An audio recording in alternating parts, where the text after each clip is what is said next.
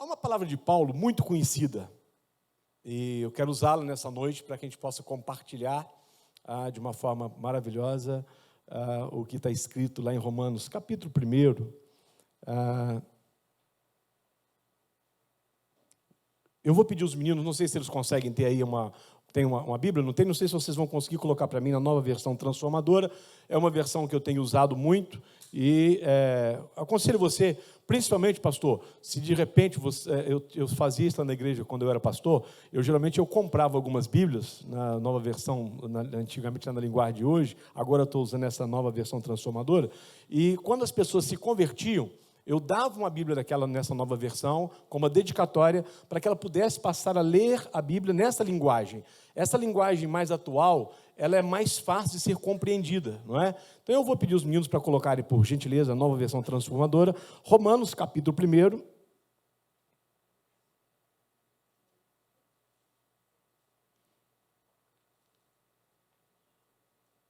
Versículo de número 16, o 16 e o 17. E aí, se vocês já puderem deixar projetado, porque eu quero fazer menção a eles algumas vezes, Romanos, capítulo 1, versículo 16 e versículo 17. Uma outra orientação também como pastor que eu dou para vocês, né? Como é que crente lê Bíblia? Eu, às vezes, encontro as pessoas, principalmente está querendo crescer na fé, e aí elas começam a ler a Bíblia lá no Antigo Testamento. E o problema é que quando você começa a ler algo que é difícil de entender e de compreender, há uma certa facilidade de você deixar de fazer aquilo. Então, a minha orientação para quem quer crescer espiritualmente, na graça, no conhecimento, na revelação, pode às vezes até já ser um crente mais velho, mas você quer crescer, primeiro, leia o Evangelho de João, e leia-o muitas vezes, 1 vez, 2 vezes, 3 vezes, 4 vezes, terminou de ler, relê, lê novamente e tal. Aí, quando você tiver lido o Evangelho de João uma meia dúzia de vezes, aí eu te aconselho então aí agora a ler os outros evangelhos, Mateus, Marcos, Lucas, né? E João, ele é o apóstolo do amor. Então, a forma como ele aborda a escrita sobre Cristo é muito amorosa. Então, e depois que você já tiver lido o Evangelho né? Mateus, Marcos, Lucas, mais uma meia dúzia de vezes, aí você começa no livro de Atos, para você conhecer a história da igreja e ter uma experiência com o fundador da igreja, né? Que é o Espírito Santo, né? A graça do derramamento do Espírito Santo, então, quando nasce a igreja. E depois eu te aconselho a ler o livro de Romanos, o livro de Efésios, o livro de Gálatas, o livro de Hebreus, que são livros que vão tratar exatamente da revelação teológica viva que nos mantém. E depois que você tiver lido, então, todos esses livros, aí eu te aconselho a ir no Antigo Testamento, porque o Novo Testamento é a chave que abre a compreensão do Antigo. Se você tentar ler o Antigo primeiro, antes de compreender o Novo, você não conseguirá compreender as revelações cristocêntricas que estão ali no Antigo Testamento. Então, nós recebemos uma mensagem vinda de Deus através, principalmente das orientações paulinas, nós as compreendemos, e aí nós vamos agora para o Antigo Testamento encontrar Jesus no Antigo Testamento. Isso é brilhante, e se você assim fizer, você vai crescer de uma forma continuada. O livro de Romanos é um livro maravilhoso. É um livro da expressão da graça de Deus para com a igreja. E toda a igreja que quer crescer, ela proclama Romanos, Efésios, Gálatas. Esses são os livros da proclamação deste evangelho. Estes são os livros que nos fará compreender como a vida cristã é construída, como nós avançamos a cada dia nessa espiritualidade crescente que está diante dos nossos olhos. Então está ali, e eu quero ler com vocês, ele diz assim, pois não me envergonho das boas novas a respeito de Cristo, que são o poder de Deus em ação para a salvação de todos que creem, primeiro dos judeus e também dos gentios. As boas novas revelam como opera a justiça de Deus, que do começo ao fim é algo que se dá pela fé. Como diz as Escrituras, o justo viverá pela fé. Amém. Vai ficar lá o texto para vocês irem conferindo à medida do que eu vou falar, para ver se o que eu estou falando está aí dentro desses 2 versículos que nós estamos como base nele. Esses 2 versículos me trazem pelo menos 3 verdades muito claras, e essas verdades precisam ser por nós entendidas, compreendidas e praticadas, se assim nós quisermos viver o evangelho verdadeiro, o evangelho cristocêntrico. A primeira mensagem, a primeira verdade que ele me traz é que há uma boa notícia a respeito de Cristo. Ele começa lá dizendo, né? E eu gosto daquela expressão, pois não me envergonho das boas novas a respeito de Cristo. Esse nome Cristo, quando se fala Cristo, nós sempre o levamos ao nome de Jesus, né? E nós já sabemos, ele está falando de Jesus Cristo. Mas quando Paulo está falando sobre Cristo ali, quando ele coloca essa expressão, e você vê que nessa expressão ele não usa o nome Jesus, não é? Ele vai usar a palavra Cristo, porque essa palavra Cristo para o judeu significa o Messias, o enviado, o prometido, aquele que Deus preparou para reerguer o Estado de Israel. Então, o que Paulo está dizendo? Olha, pois eu não me envergonho das boas novas a respeito de Cristo, que são o poder de Deus em ação para a salvação de todos que creem. Então ele está dizendo, olha, existe para nós uma revelação. Há um poder, e eu não me envergonho dele, porque como judeu, eu esperava a revelação do Cristo prometido no Antigo Testamento. O Cristo que todos os profetas profetizaram sobre eles, que todos os homens esperaram, esse Cristo chegou. E há uma boa notícia a respeito desse Cristo. Aquele que era o prometido, aquele que foi anunciado pelos profetas, chegou ao mundo. E é isto a mensagem que Paulo está a comunicar à igreja romana, à igreja cristã que está na cidade de Roma. E ele vai dizer, o que ele quer dizer com esta mensagem? Ele quer dizer, olha, em uma determinada aldeia, em um determinado tempo, que não era muito longe, uma jovem que estava prometida em casamento para o seu noivo, ela era virgem, e de uma hora para outra ela se engravida, e esta obra da gravidez não tem a ver com uma relação equivocada, uma relação ilícita de um homem com uma mulher, mas é uma obra realizada pelo Espírito de Deus. E essa criança, então, ela foi gerada sem a interferência da maldade do homem. Ela tinha a natureza da sua mãe, então era uma criança humana, porque ela foi gerada dentro de uma mulher, mas ela tinha também a natureza divina, herdada do seu pai, porque ela foi gerada pelo poder do Espírito Santo. Então, de uma forma muito interessante, Paulo está nos apresentando alguém, e ele diz, como ele foi gerado pelo Espírito, ele é espiritual, e com um verdadeiro filho do Espírito, ele tem a capacidade espiritual para vencer a vida da carne. Ou seja, este que foi gerado na virgem, este que foi colocado dentro desta virgem, gerado pela ação do Espírito Santo, nasceu sim em carne, mas ele era espiritual. Então todos que são nascidos do Espírito, Jesus diz isso, aqueles que são nascidos da carne, são da carne. Os que são nascidos do Espírito, são do Espírito, não é? E ele diz, olha, e essa é verdade, necessário te é nascer de novo. Jesus nasceu do Espírito, ele já foi concebido pelo Espírito dentro da sua mãe. Então quando ele vem ao mundo, ele vem livre de todo o pecado, mas ele vem com a verdadeira capacidade espiritual de vencer o pecado. A natureza espiritual de Jesus já nasceu com ele, diferente de nós, porque nós primeiros nascemos na carne, e Paulo diz isso, que primeiro se nasce na carne, primeiro se vem ao mundo, e de repente, à medida em que nós vamos crescendo, nós começamos a ter consciência do mundo espiritual. Se você é filho de um crente, como a minha esposa, né, nasceu já dentro do movimento, dentro do calor, do surgimento da Igreja Metodista Wesleyana aqui em Uberlândia, então você vai ser criado dentro do caminho, né, e logo, bem cedo, me parece que você devia ter uns 12 anos quando foi batizado, não é isso? 9 anos? Eita, mulher de fé, tá vendo? Começou cedo, né? E de repente, já porque ouviu, foi criada, recebeu e correspondeu, nasceu espiritualmente. Então se via essa vida espiritual, e aí você diz, bom, fulano agora já pode ser batizado, porque ele já consegue testificar o nome de Jesus, ele já consegue glorificar a Jesus, ele já é um ser espiritual. Mas todos nós primeiros nascemos na carne, para depois nascer no Espírito. Jesus já nasceu espiritualmente, né, desde o ventre da mãe, concebido pelo poder do Espírito Santo. Então ele já vinha com esta natureza. E esse menino que nasceu, essa criança se tornou homem, fez discípulos, organizou uma missão, curou enfermos, limpou os leprosos, ressuscitou mortos, deu vista aos cegos, fez andar os paralíticos, expulsou os demônios. Na realidade, este homem amou os perdidos, perdoou os pecados daqueles que estavam vivendo nos lugares mais obscuros da sociedade, restaurou a dignidade de mulheres que eram prostitutas e fez delas grandes missionárias, que se tornaram importantíssimas na proclamação do Evangelho.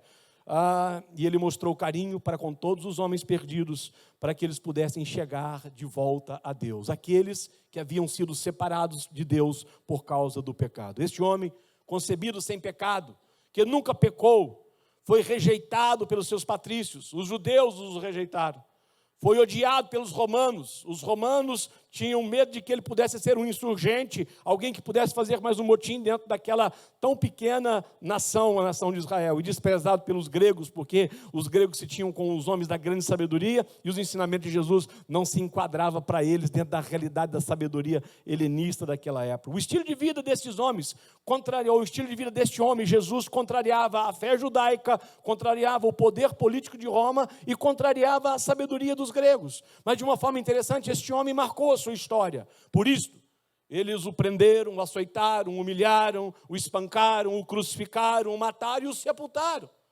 Então, quando Paulo está falando, eu não me envergonho dessa boa notícia, ele está dizendo sobre todas essas coisas. Ele está dizendo sobre o que foi realmente, ele está relatando para o povo, né? Ele quer fazer menção a essa história. Por 3 dias, depois da sua morte, houve um silêncio na terra. Os seus discípulos começaram a desistir da fé. E alguns deles começaram a retornar para as antigas vidas, para as casas, para o lugar de onde haviam saído. Até que no 3º dia, ouviu-se um grito, o grito de uma mulher, e diz, ele ressuscitou. Eita, algo extraordinário, né? No princípio, muitos não creram. E alguns disseram, eu só vou crer se eu puder colocar o dedo nas suas feridas.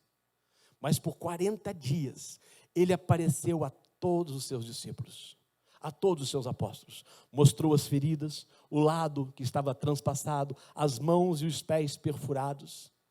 Por 40 dias, ele andou com aqueles homens, ele comeu pão com eles, ele os aconselhou, ele restaurou a fé daquele que estava abalado porque havia negado.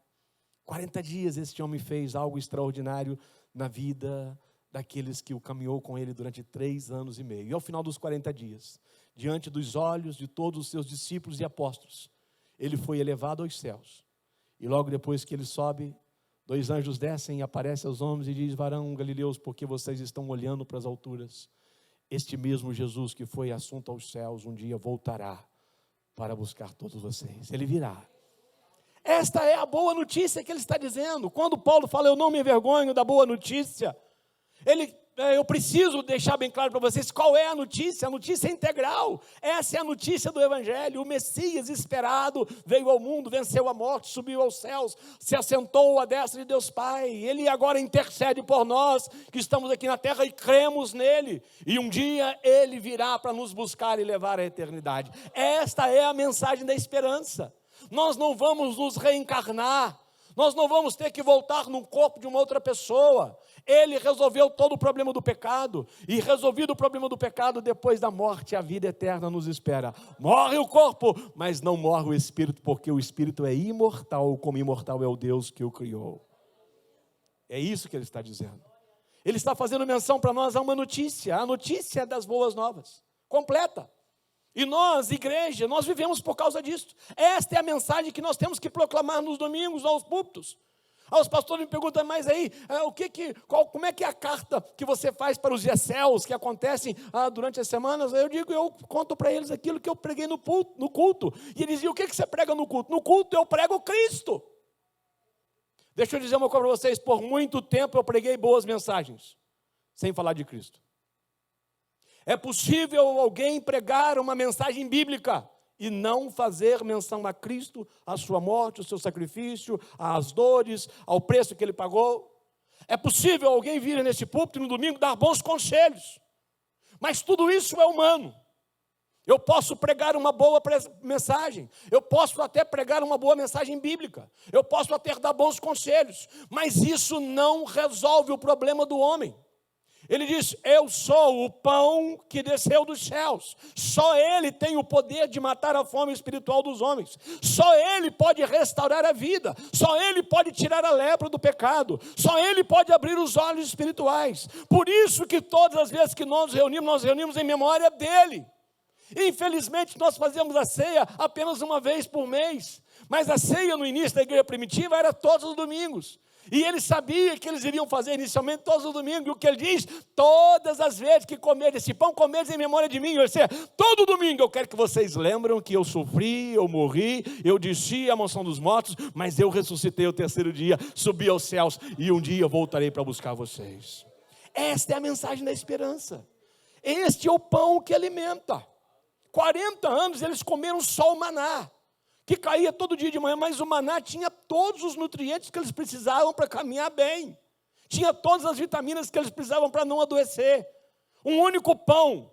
E a Bíblia diz que aquele maná tipificava Cristo, apontava para Cristo. E Jesus diz, seus pais comeram o pão que Moisés nos deu. Eu sou o pão que desceu dos céus. Quando nós passamos a fazer isso aos domingos, quando os nossos hinos estão com as suas letras voltadas para Cristo, falam do sacrifício de Cristo, do amor de Cristo, da obra completa de Cristo, quando a mensagem é cristocêntrica, o povo é alimentado no domingo, e eles voltam para casa com a sensação de barriga cheia no mundo espiritual. E ele diz, Deus falou comigo, Deus me alimentou. Não sei o que aconteceu, mas eu estou sentindo algo diferente. Eu saí do culto mais leve. É porque você está alimentado espiritualmente para fazer uma caminhada. E é isto que nós fazemos neste lugar. A segunda revelação desse texto, ele diz assim, a boa notícia a respeito de Cristo é o poder de Deus. Diga comigo assim, poder de Deus em ação para salvar todos que creem. Eu gosto dessa parte.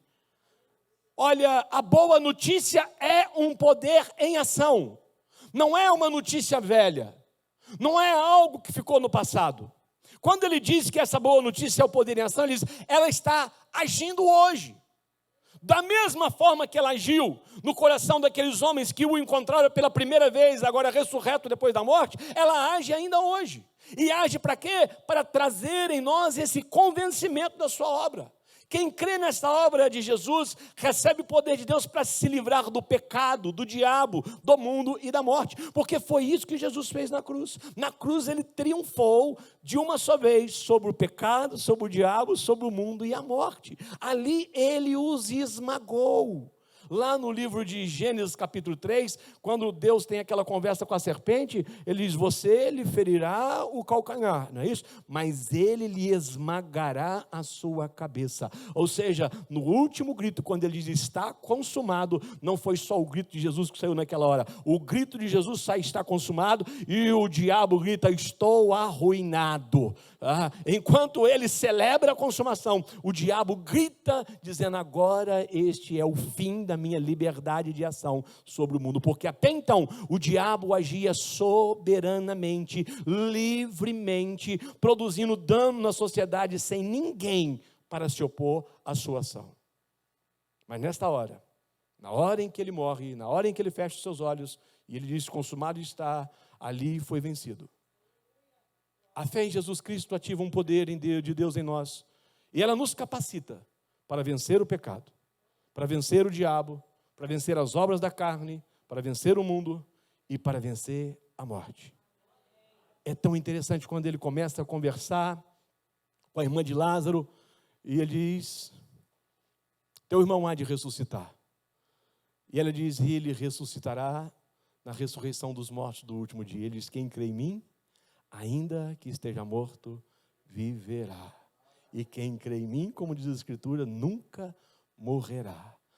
Porque quem crê nele está ativado espiritualmente, agora tem a vida no Espírito, e quem tem a vida no Espírito não morre espiritualmente. Pode até passar pela morte física, mas ela é o minuto do ato da consumação, quando você diz lá, consumou-se aqui, e ele diz, chegou a eternidade para uma história triunfante, de graça, de glória e de vitória. Eu venci a morte. Ele diz, ele venceu o diabo, ele venceu a morte, ele venceu o mundo, ele venceu o sistema, ele venceu os romanos. Não é? Irmãos, eu tenho dito isso, veja bem, nós estamos falando de uma história de 2000 anos. Os meninos aí, tem algum universitário aqui? Alguém que ainda faz universidade? Tem? Bom, maravilha, e tem uns meninos aí. Né? Então, o que nós temos? Vivo. Estrutura humana viva que esteja de pé há 2000 anos. Nada. O Império Romano acabou-se. Desfaleceu os gregos, cultura grega. Os políticos, Napoleão, Hitler, nações sobem, nações descem, mas há 2000 anos ele vem triunfando sobre a história de uma forma sobrenatural. Eu me lembro que quando eu era jovem, se dizia que quando nós entrássemos no terceiro milênio, haveria um esfriamento da fé. E se dizia que a juventude do terceiro milênio seria uma juventude ateísta, marxista, que seria uma juventude que não se dobraria a questão das amarras do cristianismo. E o que eu tenho mais visto com os meus olhos são jovens e adolescentes se rendendo aos pés do Senhor. E eu vou dizer uma coisa para você, tá? Segundo o IBGE, hoje, no terceiro milênio, a quantidade de ateu é menor do que existia lá no milênio passado, lá no século passado. Porque a fé em Cristo, a fé, o homem tem sentido a necessidade de se mover em direção a algo espiritual. O homem tem sentido necessidades espirituais, há uma sede espiritual no mundo, e as pessoas estão caminhando em direção a isso. Enquanto todas as previsões eram de que haveria um ateísmo, que haveria um materialismo, que as pessoas esfriariam, que as igrejas se fechariam. Meus irmãos, eu me lembro, aqui na década de 90, né, para chegar aqui, Uberlândia tinha algumas igrejas, algumas boas igrejas, né, mas a gente sabia os nomes delas, a gente podia dizer quais eram. Hoje eu ando pela cidade, é tanta igreja, gente, mas como é que pode? Sabe por que pode? Porque o Espírito está ativando pessoas a Cristo hoje, independentemente da cultura, do nível social, do poder aquisitivo das pessoas, independentemente da formação dela, ainda que ela tenha nascido em meio a pais ateístas, a pais materialistas, há uma sede espiritual, há uma fome espiritual. Jesus está fazendo algo grande na vida de pessoas grandes. Eu sei que Ele está fazendo isso porque eu estou presenciando isso.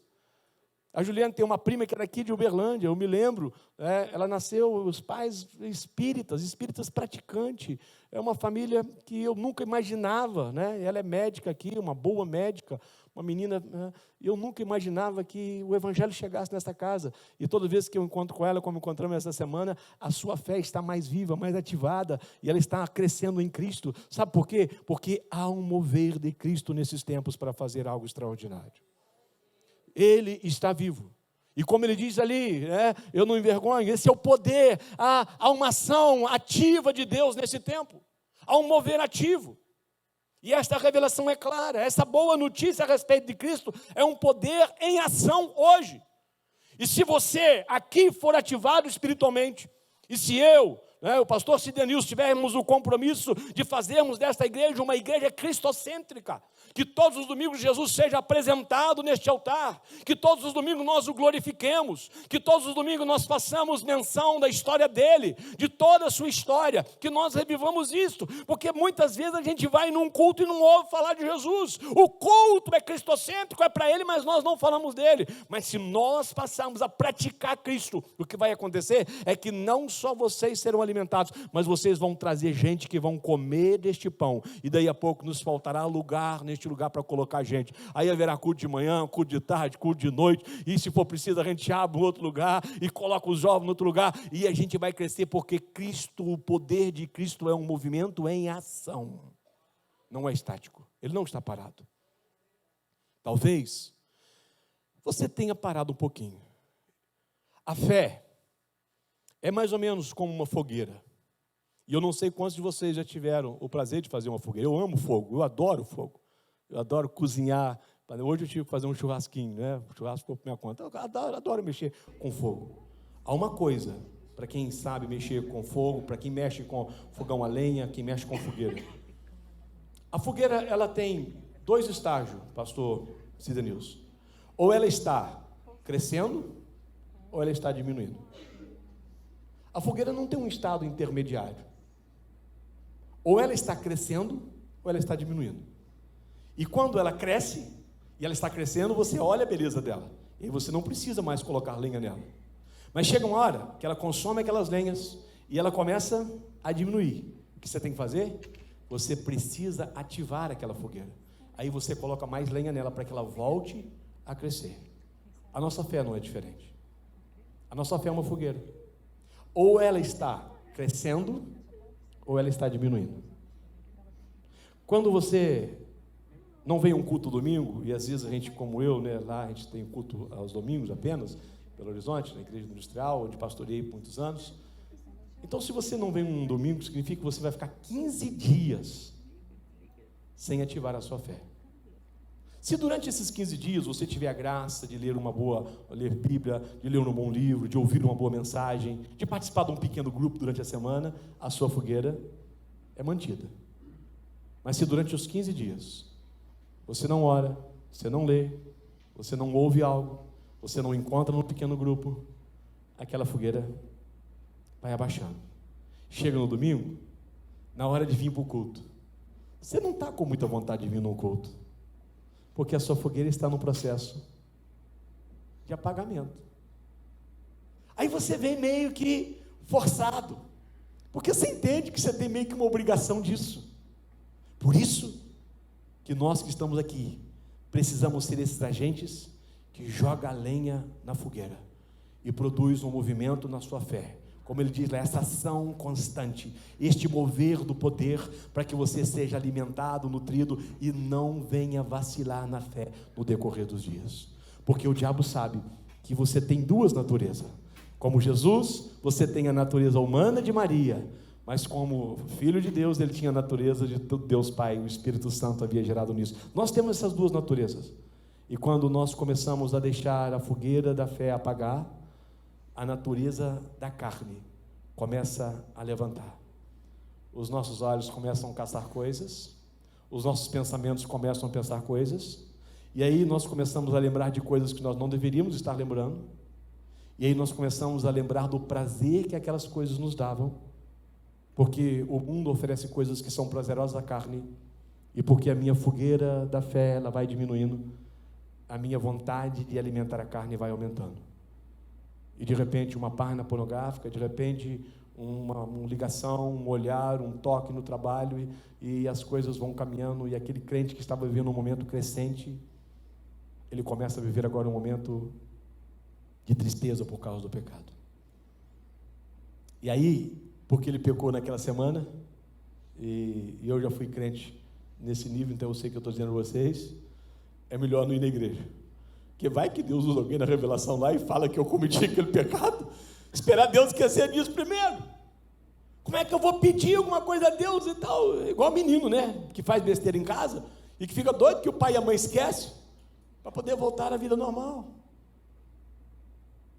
E essa minha preocupação é de que se nós não alimentar este povo todos os domingos com a mensagem de Cristo, se nós não produzirmos a esperança da vida, se nós não estivermos neste movimento que ele fala ali, essa ação contínua, né? Este poder que se move todos os dias, todas as vezes que nós abrimos a boca, o que vai acontecer? Nós podemos levar a fogueira da fé a apagar.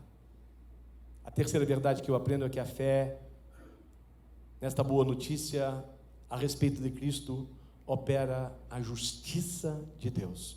Diga assim: quando eu creio, eu ativo a justiça de Deus ao meu favor. As pessoas que estão no mundo têm um senso de justiça humana, elas querem muito justiça humana, e elas são propagadoras dela, elas se dizem defensoras da justiça humana.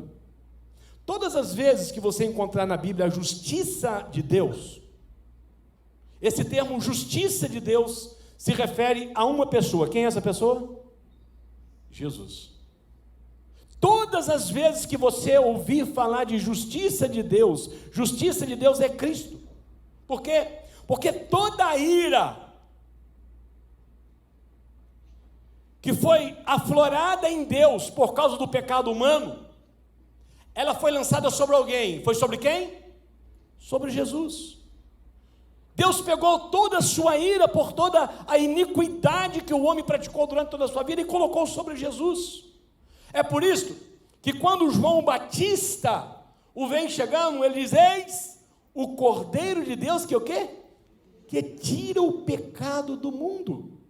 João havia recebido a revelação de que Deus escolhera um cordeiro para colocar sobre este cordeiro toda a maldade do mundo e livrar o mundo deste mal.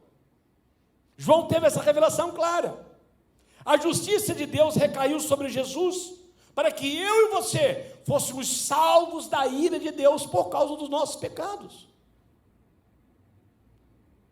Deus estava irado com o mundo, e ele precisava que alguém pagasse essa conta, e essa conta foi colocada sobre alguém, sobre o seu filho. O Deus Pai lançou sobre o Filho, o Cristo, toda a ira todo o pecado, toda a maldade, tudo o que até então agora cheirava mal às narinas de Deus, para que Deus pudesse manifestar por nós o seu grande e perfeito amor. Por que agora nós podemos ser templos do Espírito Santo? Um templo, o Espírito Santo não pode habitar num lugar impuro. O Espírito Santo não pode habitar num lugar de miséria e de destruição. Mas à medida em que agora Jesus é a nossa justiça, Ele nos justifica de todo o pecado. Ele põe sobre os seus lombos todos os nossos pecados. Aqueles que assim creem são livres de toda a condenação. Há um versículo maravilhoso de Romanos capítulo 8, versículo 1 diz assim: portanto agora já não há nenhuma condenação para os que estão em Cristo Jesus. Já leu isso na Bíblia? Você crê nisso?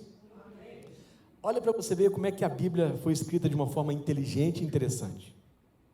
E este talvez seja um dos grandes desafios para nós como crente compreender. Diga comigo assim: portanto, agora já não há nenhuma condenação para os que estão em Cristo Jesus. Põe para mim, por gentileza, Romanos 8:1 lá. Compreende uma coisa. O texto não está dizendo assim: portanto agora ninguém mais peca, ninguém mais comete uma coisa errada. O texto não está garantindo que nós agora já não seríamos mais pecadores. O texto está garantindo que agora não há mais consequência do pecado sobre a nossa vida. Porque infelizmente, enquanto nós caminhamos, eu e você continuamos a cometer algumas coisas equivocadas. Eu e você continuamos às vezes a chatear alguém no trânsito, a aborrecer alguém dentro de casa, no trabalho. Eu e você continuamos a ter alguns atos que não deveríamos ter, talvez como lá na igreja de Coríntios, alguns estavam tendo uma prática ruim. E Paulo chega a dizer que havia um homem lá que chegou ao ápice, de manter relação com a própria, a mulher, a esposa do seu pai, a madrasta. E é interessante que é possível que você que está aqui nessa noite tenha entrado aqui ainda. Nessa semana, você fez algo que você se arrepende profundamente. E que você gostaria de, se pudesse voltar atrás, consertar aquilo que você fez. Sabe o que é isso? O que você sente, o que todo crente sente depois de cometer um pecado, é a dor do arrependimento. Porque o arrependimento não é algo que é produzido pelo homem. O arrependimento também é uma ação do Espírito Santo, ou é uma ação do Espírito Santo. Porque Jesus disse que quando ele viesse, ele convenceria o homem do pecado, da justiça e do juízo. Então eu quero dizer uma coisa para você: crente, infelizmente, peca. A diferença é que quando ele peca, ele sente uma dor por aquele pecado. Ele sente uma vergonha por aquele pecado. Ele tem vergonha de Deus. Se você encontrar dois homens saindo de um prostíbulo, um crente, Paulo os chama de crente carnais, E você há de convir comigo que infelizmente existem crentes nessa realidade. E encontrar um ímpio ateu que não nasceu espiritualmente. Os dois cometeram o mesmo pecado, mas o sentimento que está no coração daqueles dois homens ao sair daquela porta é diferente um do outro. Um sai satisfeito, ele sai com a consciência tranquila, ele não tem preocupação com aquilo, para aquilo é a coisa normal, todo homem faz aquilo. O crente sai, e o diabo já do lado: ei, crentão, bonitão, canta no louvor, O pessoal sabia que você está aqui, hein, cara? Sabe qual é a diferença? Ainda que peque, a ação do Espírito está nos convencendo que nós estamos errados. E ele diz: agora vocês não terão mais uma condenação.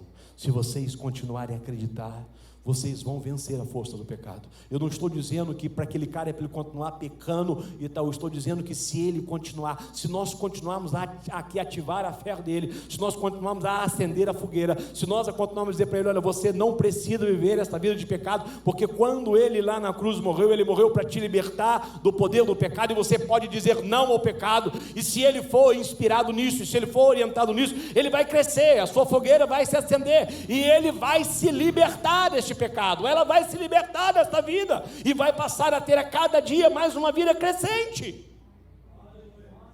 Nós somos muito felizes em anunciar para o homem que ele precisa crer para ser salvo, mas você precisa continuar a crer para continuar salvo.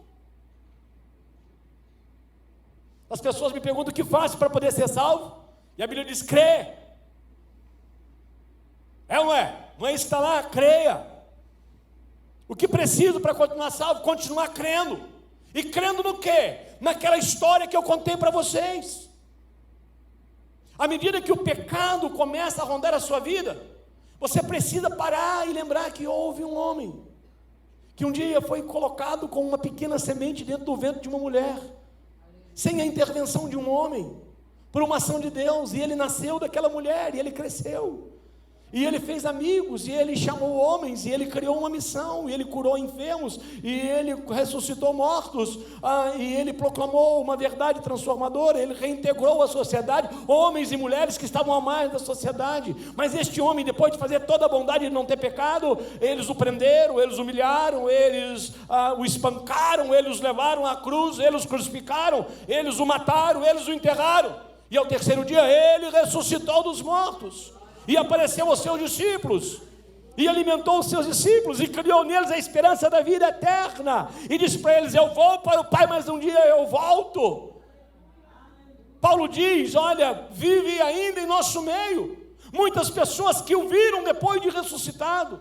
Paulo chega a dizer que eram mais de 500 pessoas que o viram pessoalmente. E ele diz: por último, eu, como um filho abortivo, nascido fora do tempo, tive a minha experiência com ele, porque ele está vivo. E se ele está vivo, nós precisamos praticar Jesus. O que me leva a vencer o pecado, o que me leva a crescer espiritualmente, o que me leva a desenvolver a minha espiritualidade, o que leva o processo de santificação na minha vida, é praticar Jesus. Eu pergunto às pessoas: como é que você faz para poder ser salvo? Eu creio. Aí para você continuar a começar: eu leio Bíblia, eu oro, eu subo ao monte, eu desço ao monte. Está errado. Está errado, não é isso. Você ora, você lê, você sobe ao monte porque você tem uma sede, você tem uma intimidade, você tem uma particularidade tão grande com ele, que você faz coisas com ele sem você entender para onde você está indo, por que você está fazendo, o que é que você está lendo, como é que você está. Você ora dormindo, você dorme orando, acorda e tal, e às vezes num banco. Quantas vezes eu já dormi orando de joelho num banco? Quantas vezes eu já dormi na cama orando e acordo no outro dia com a sensação de que eu passei a noite toda orando? Mas se você tentar construir a sua espiritualidade pela leitura bíblica que você faz, pelo nível de oração que você leva, pela quantidade de vezes que você jejua, pela quantidade de monte que você sobe, você vai fracassar. Porque o caminho para o crescimento da espiritualidade é o mesmo caminho para ser salvo. O caminho da santificação é o mesmo caminho para ser salvo. O caminho para receber os dons espirituais é o mesmo caminho que da salvação. Você precisa crer. Você tem que praticar a presença de Jesus. Só isso muda a sua vida. Só isso muda o seu ambiente, só isso muda a sua natureza.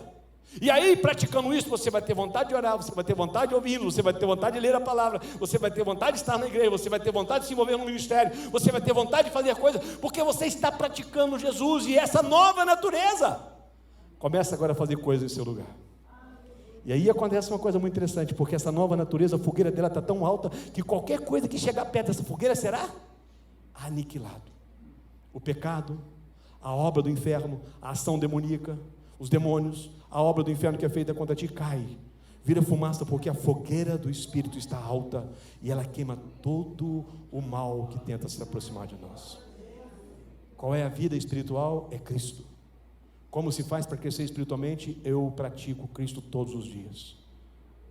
Diversas vezes eu me transporto para o monte da crucificação e eu me vejo chegando lá com ele ainda acabando de morrer, o sangue ainda descendo do corpo, e eu me vejo ajoelhando naquela cruz, abraçando aquela cruz toda ensanguentada, E eu vejo que a minha camisa está toda cheia daquele sangue, eu sinto aquele sangue ainda quente pingando sobre a minha cabeça. Vejo os meus joelhos agora ajoelhados, sujos do sangue daquele chão. E eu sinto que o sangue do Filho do Deus vivo está cobrindo a minha vida naquela hora. Porque a cruz não é um fato histórico. A cruz não é algo que aconteceu no passado. A cruz acontece hoje. E Paulo diz isso: eu estou crucificado com Ele. Eu vivo na cruz com Ele. A vida que agora vivo, a vivo pelo poder do Filho de Deus. Sabe por que muitos crentes têm fracassado? Porque nós não ensinamos o povo a praticar Jesus todos os dias. Nós ensinamos sobre Davi, sobre Sansão, sobre Salomão, sobre Salomé, sobre Moisés, sobre a arca. Um dia eu disse isso para as líderes do ministério infantil da minha igreja. Eu falei: eu quero saber o que vocês estão ensinando para esses meninos, porque não tem condição a vida inteira. Tem 40 anos de convertido. Eu vi tal, as escolinhas dominical, os meninos que foram cresceram na escola dominical, tudo indo para o mundo, desviando. Mas o que está acontecendo? E aí eu fui entender a coisa. Os meninos da igreja sabiam tudo sobre Davi, sobre Sansão, sobre Dalila, sabiam tudo sobre tudo. Mas se você perguntasse para ele o que era graça, como ela se realiza, como é que opera a graça na vida do homem, como é que o homem é salvo, eles não sabiam dizer para você. Porque nós nos especializamos em serem contadores de história, quando nós deveríamos ter nos especializado em sermos praticantes da verdade, do evangelho vivo, o evangelho da ação que está acontecendo agora.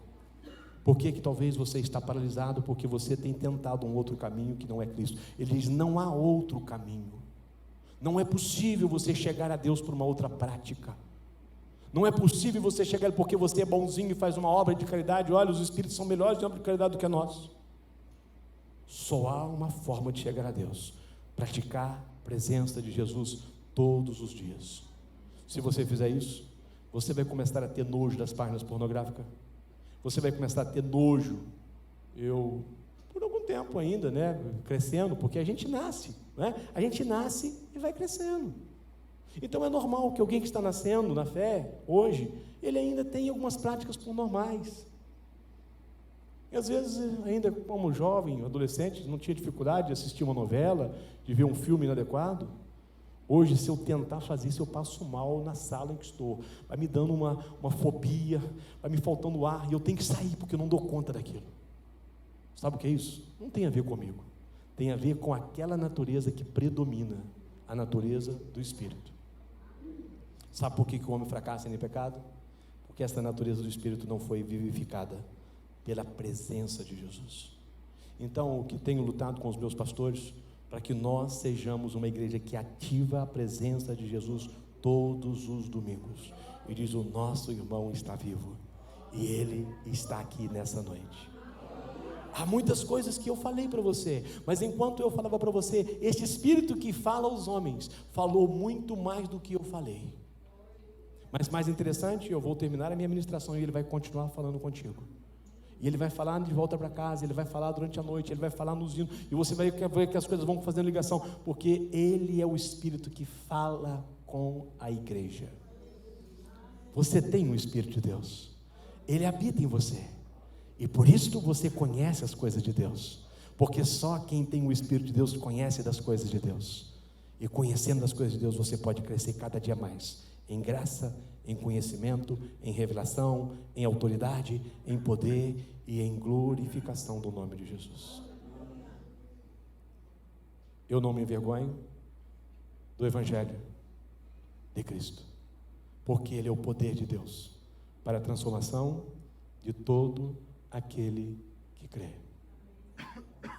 E o justo, volta lá para o texto, se você puder, por gentileza, que o final dele é muito interessante, Como vive o justo? Não é de fé e obras, não é de fé e de boas ações, não é de fé e lei, não é de fé e ações humanas. O justo viverá pela fé. Só isso. Você só precisa ativar a sua fé. E quanto mais você olhar para a cruz, quanto mais você lembrar da história, quanto mais você for relembrando a historinha que contei para você, mais a sua fé será incendiada. Fé, somente fé. Não tente ajudar Deus, porque você não vai dar conta. Deixe que a fé te leve a viver no sobrenatural da espiritualidade. As duas naturezas estão em você, como Jesus as tinha. Mas agora, Ele te desafia pela fé a crescer na revelação, na graça e no conhecimento de Cristo. Quem quer isso? Eu quero orar com você.